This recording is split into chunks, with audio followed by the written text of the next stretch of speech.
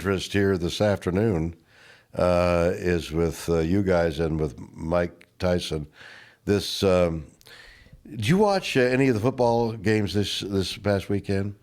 And Yes. I won't say which weekend and No, what but teams. I've been hearing a lot about this guy, Lamar Jackson. Lamar Jackson. Yeah. Unbelievable. That's exactly where I was talking a lot going. about him. That's exactly where I was going. He's There's another guy, unstoppable. Lamar there's Jackson. another guy they try to compare with him too. Every so often in an era, in a decade, and an age, an athlete emerges, and you think, that is like one of the great.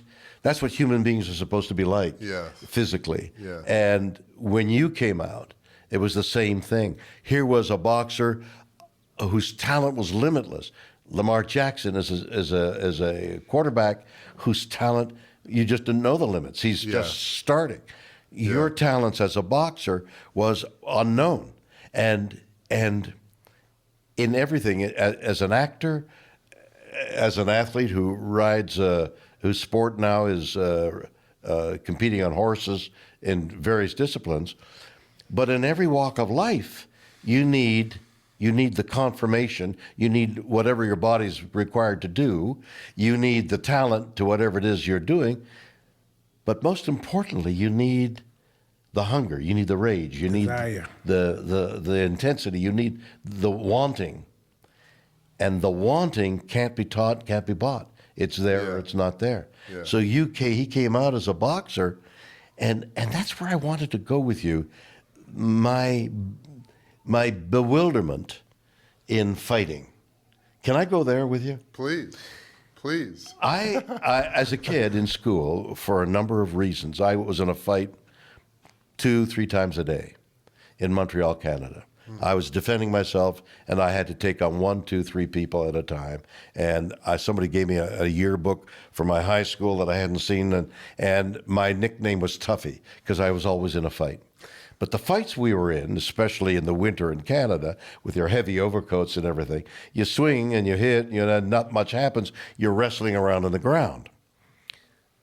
I've never been in an adult fight where a guy has got this as a weapon and wants to knock me down, and presumably the rage is to kill. I was in my makeup room, and I'd had a tussle with a fellow actor backstage. He had said something, and we swung and we missed, and it was all okay.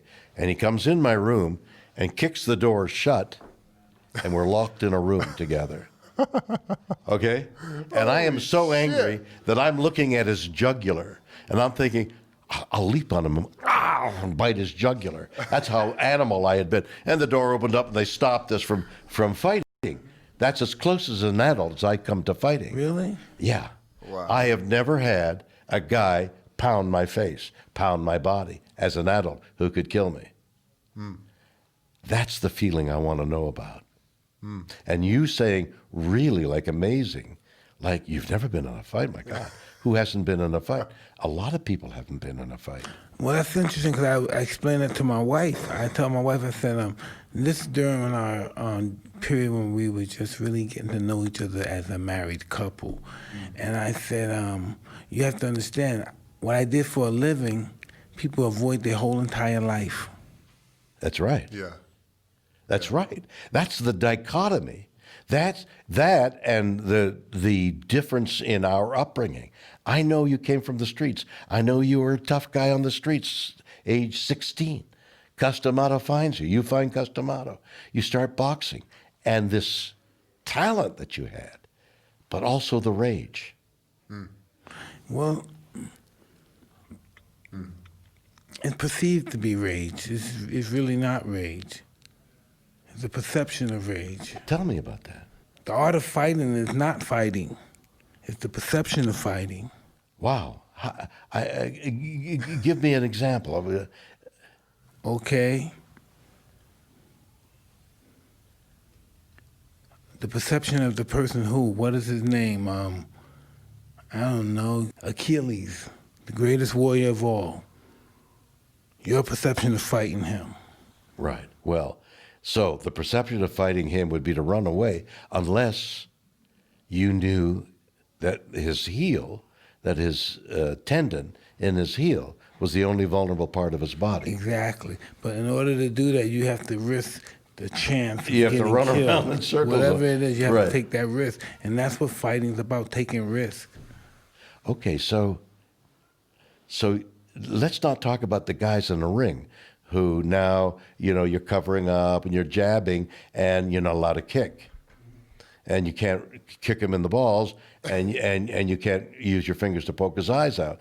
Things that on the street, if you had to save your life, you might be doing anything you can think of in Absolutely. minimal amounts of stuff that you've read about that are hurtful or deadly, you would be doing to save your life.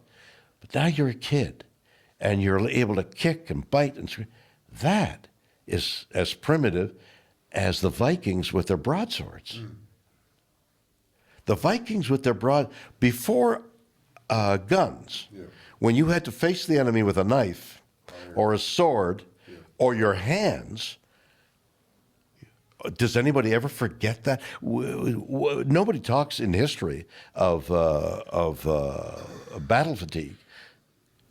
That's interesting that you bring that up. You know how gladiators got discovered during war, and some of the captives, prisoners of war, some of the other warriors. Say I'm a Greek and I caught some Persian. Yeah. So we're bored, so we're not fighting 24 hours. The war doesn't even last long. 20 minutes for the war's over, they break up and they plan to fight another war. So this scrimmage stuff. But when they catch some Persians or something, so the Greeks go like, they get bored. They say, hey, let's make them fight each other. And then they start fighting each other, and then they fight to the death, and then some of the guys, the Greeks give some of the Persians some of the winning of the money they made, and so they said, wow, I got money.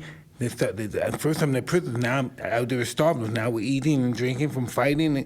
I like fighting. For entertainment. Yeah, I'm eating. They gave me money. And so now this is how they created wars, and that's how gladiators got created. I understand. Now, that's an interesting phrase. I like fighting. Do we know people who like fighting? Absolutely.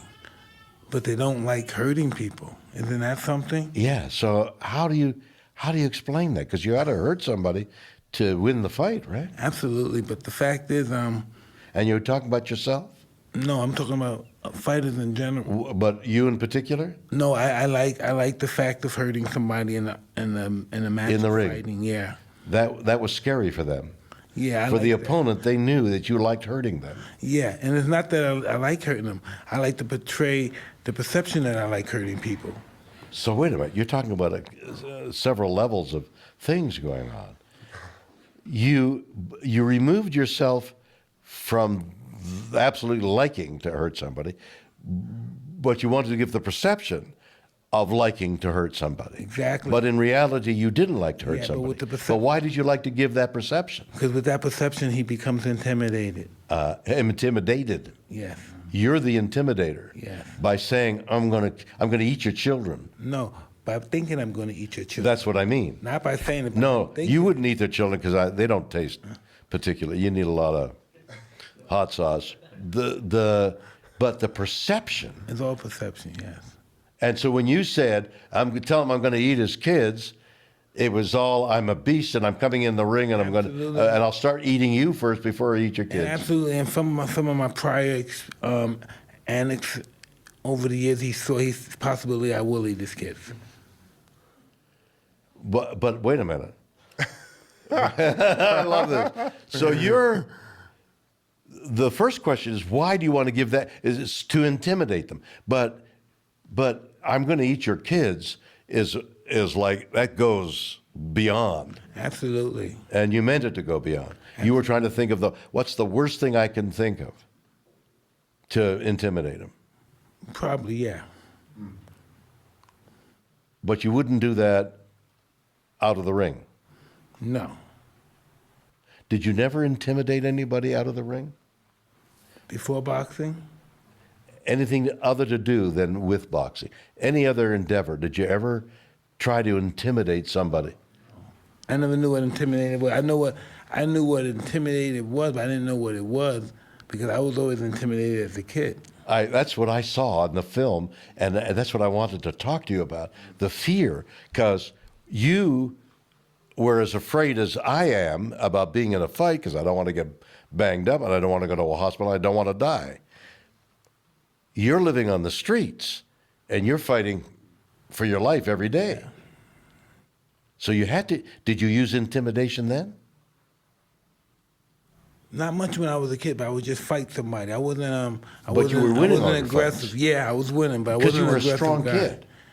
I just listen. This is really weird. It just came to me naturally. Fighting. great.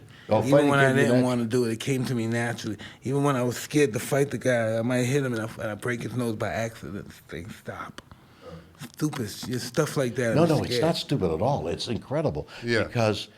Because animals, dogs, Instinctual. horses, have natural instincts to do whatever it is they're supposed to do.